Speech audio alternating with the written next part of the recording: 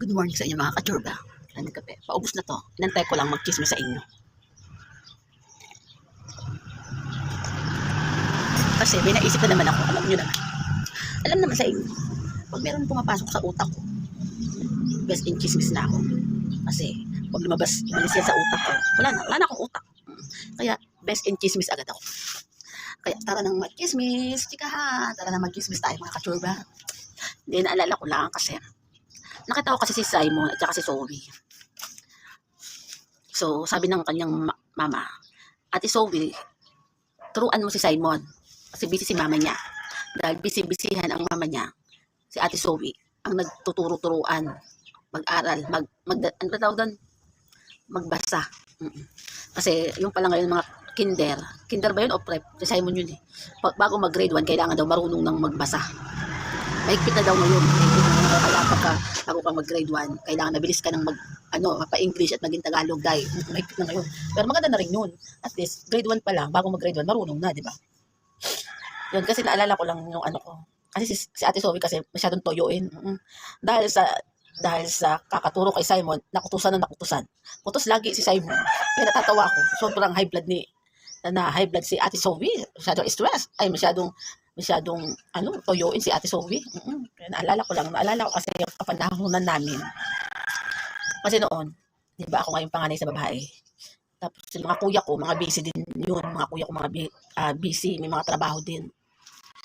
May mga laro, mga tamad din. Kaya, siyempre, para sa kanila, ako nag-request nagkaroon ng kapatid. Ako magturo. Kaloka. Yun. Yung parents namin, nagtatrabaho nga sa construction yung tatay ko. Tapos yung nanay ko, nagluluto-lutuan para sa mga kakain. So pagdating sa bahay, ako talaga yung kasama lagi. So dumating sa point na, pang umaga ako, pati mga kapatid kong iba, sumunod sa akin, mga bata pa. Siyempre pag mga kinder, saglit lang, may konti lang yung oras ng pasok, uwian na. So sa tanghali, kami ang magkakasama, magkakapatid, yung maliliit. Ay, mismo dahil mapapalo ako mismo pag hindi ako magbantay. Kaya ang ginagawa ko, ako taga-turo. Dahil ako nagtuturo sa mga kapatid ko dati, pero hindi talaga ako matalino. Hindi naman ako bobo. Pero, hindi lang ako mahilig mag-exam. Hindi lang ako mahilig mag-aral. Dahil kasi lagi akong busy sa bahay. Dahil ako taga-alaga, ako taga-laba, ako taga-luto. Ay, pungan lahat na sa akin dahil. So, dati hindi naman nagtuturo ang mga parents ko. Hindi nagtuturo yan pag sa school. O kasi may mga trabaho sila. So, ang ginagawa ko, pagkatapos namin kumain ng tanghalian, may ginagawa na akong, ano ba yun? Yung sulatan na papel. Ano ba yung kulay, yung papel na malaki. Basta sumusulat na ako dyan, sumusulat. Kunyari, para makabasa sila. Kasi wala pang walang libro nun dati. Hindi ako makabili dati. Kasi busy yung nanay ko, hindi ako binibigyan.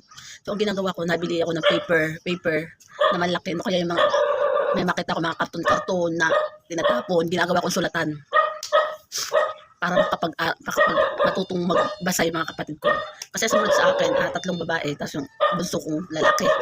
Yung bunso, 4 sila tinuturuan ko dahil. Tapos dahil, sa totoo lang, hindi ko pumasok sa utak ko maging take care. Kaya nakakapagod talaga mag-take care.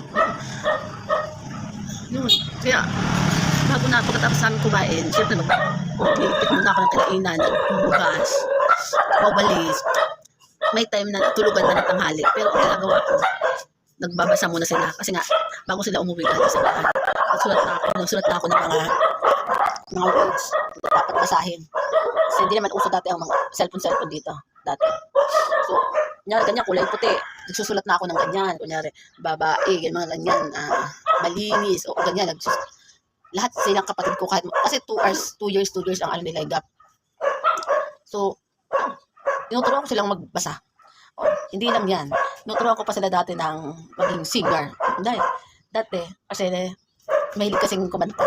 Kaya yung mga kapatid ko sumunod sa akin, tinuturuan ko din dati magkanta. Dahil, minsan couple-couple sila sa kantahan. Kung paano sila papasok sa pagkanta. Yung tipong sabi ko, kahit na piyok-piyok, basta sumigaw kayo na sumigaw, pagkanta. Oo, ganyan ako dati. Ano ko lang, sa lahat naman ng utak ko dati, never ako naging take care ng course dati. Kasi parang feeling ko pagod na pagod mag-take care. Kasi yung pangalang high school pa lang ako, tsaka elementary pa lang ako noon. Nagtuturo na ako sa mga kapatid ko. Kaya feeling ko, take care na rin ako. Siyempre, pag nag-aral ako maging take care, Lipungal. Yun lang sa apat na sumunod sa aking maliliit. Nai-stress na nga ako. Dadami pa. Pag napunta ako sa school, magiging teacher ka, napakadami. Suday, nai-stress lang ako sa ganyan. Kaya dati nung high school ako, kasi hindi na ako makapag-aral. May exam, never ako makapag-exam. Dahil na, kasi pinag-aaralan ko pa yung mga kapatid ko, tinuturuan ko, napakain. Lahat sa akin dahil, di ba? 3 kuya ko nga eh. Wala sa galaan yan. Aloka. Kaya, sa kakahingi ko ng kapatid dahil solo ko bunso. At isang babae ako. Kakahingi ko yan. Dami ko rin trabaho. Kaya nung high school ko dati, never akong makapag-aral. Pag-exam na namin dati. Ay, best in nangungopya na ako dahil. Diskarte ng mga kopyahan. Kasi hindi makapag-aral kay ano ko ginagawa dahil sumasakit ang ulo ko sa mga ganyan. Siyempre, nag-aalaga pa ako ng mga bata, naglilinis. O dahil, mahirap talaga dati. Pero sa awa naman ng Diyos, pag-graduate naman ako ng high school. College, hindi naman ako natapos mag-college kasi nga wala nang budget eh. Kaya ako rin mismo ang nag-decision sa sarili ko na hindi na ako matapos ng college. Kasi wala nang dasula eh. Kasi nahihiya na ako nakakasulat. Nakasend ng sa office na wala pang pambayad, daw maka-exam. Yun, dahil time na nawala ng pasok noon, kasi bakasyon, tapos nagkaroon ng may mga bagong kampanya dumating. Ay, gala ako. Hindi alam ng parents ko, gumala ako. Pero sa totoo lang, nag-apply na ako. Yun, sa awa naman ng Diyos, sa first time kong pag-a-apply, nakikisaw-saw ko sa mga nag-a-apply, nakasali ako.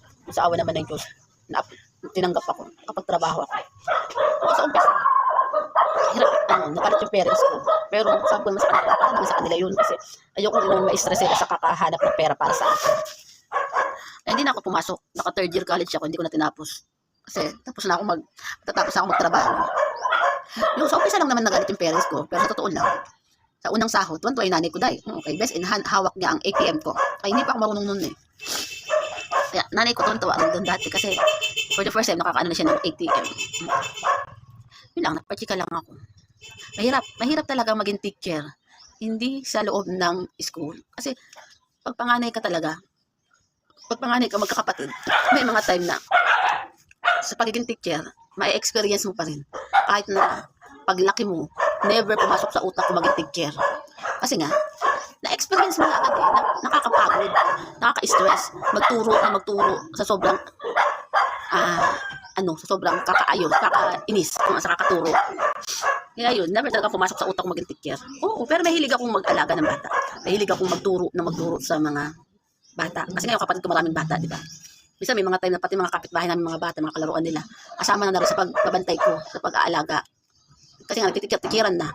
Pati pagiging singer, pati sila tinuturuan ko. Doon ako nag-enjoy. Yung pag nagkakantahan kami. Pero magturo ng sari-sari mga words, English, words Tagalog. Siyempre, kaya ko na naman yun. Dati.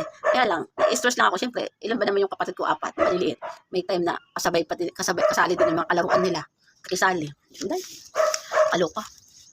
Yun lang. Napachika lang ako kasi nga si Zoe nagtuturo kay Simon. Si Simon makulit. Kaya ang ending sa Ate Zoe, toyoin sa kakaturo kay Simon. Kaya natatawa ako manood sa dalawa. Kasi mas toyoin si Ate Zoe magturo. Kasi hindi man ako ganun dati. Kaso si Ate Zoe kasi toyoin kasi yan. Kaya ako Diyos ko, ang ending, umayaw na rin agad mag-teacher. Hindi man lang pumasok sa utak niya maging teacher kasi mahirap na mag-teacher. Ay Simon pa lang daw. May stress daw siya. Pag dumami daw yung bata, lalo daw siyang may stress kaya toyoin nga siya. Yun lang, pachika lang ako. Kasi pumasok sa utak ko kaya kinig ako na agad sa inyo. Ay na, nagbay na nga sa inyo. Pachika lang ako.